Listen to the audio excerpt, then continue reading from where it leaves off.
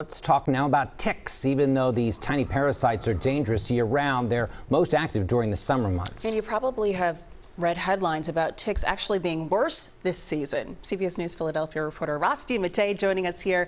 And so, Ross, you've been talking with experts who say there is an uptick in ticks this year for sure. Yeah, absolutely. And guys, I did a little research. It turns out that New Jersey and Pennsylvania are both in the top 3 in states in the entire country in terms of tick-borne illnesses. So we know this is a big issue. And right now, there's really not a whole lot being done to track tick populations. So it's kind of hard to draw conclusions about how factors like climate can affect them. But one group is looking to change that.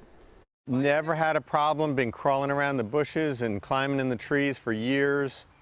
And never had anything, never had a tick, not even a wood tick on me. On a Wednesday morning in May, Joseph Mingari was doing some yard work at his house in Gloucester County, New Jersey. 2 days later, he started feeling sick. By Friday, I felt tired. I thought it was because working all week. And then Saturday, started feeling achy.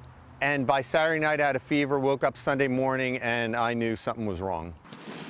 Concerns he had contracted COVID were quickly replaced by fears of a Lyme disease diagnosis after he noticed not one, but 2 bullseyes on his back. I immediately went over to urgent care. They put me on doxycycline right away for 21 days. And probably after, I would say, the 2nd or 3rd day is when I started to feel like I was coming out of it. Joseph is one of the lucky ones. Recent CDC estimates suggest nearly 500,000 Americans may get Lyme disease every year, and many of them never know it.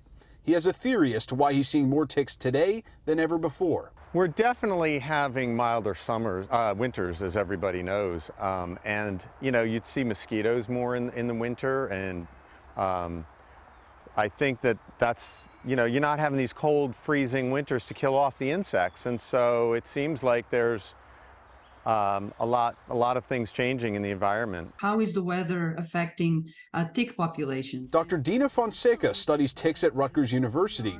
She says it's true. Ticks prefer to live in warm, wet, wooded areas. So without contrasting conditions, populations of the parasites could explode. We are observing from our surveillance right now that the populations of black-legged ticks, which are the most dangerous vectors of tick-borne pathogens, are up. If you have a dry spring, a dry summer, the populations are going to be lower because they're going to be killed by the dry weather.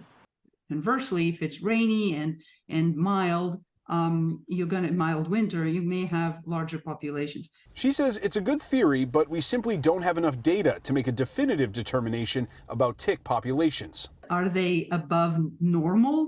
We don't know, because there isn't really a long-term surveillance to be able to compare it to. And that is exactly why Dina and her colleagues at Rutgers University started Ticks for Science. They're now asking New Jerseyans who may be bit by a tick to try and capture it and send it in a sealed plastic bag to their lab, where they will then test it and share the results with you for free. Their goal is to create a tick bite database so that they can try and monitor these populations and track different trends, thus making New Jersey a more tick-confident state. And Jim and Janelle, I know you guys both have direct experience with Lyme disease, so you know how important this is. Yeah, and the fact that New Jersey and Pennsylvania in the top 5, that's not a place where we want to be. No, no. And on a personal level, the best advice I can give is to check yourself. If you go into the woods at all, or even go on a hike, you really got to look closely, because these ticks are so teeny tiny. Exactly. And if you have any symptoms, it's worth getting checked out to get it diagnosed early. Absolutely. Thank you, Ross. Appreciate it.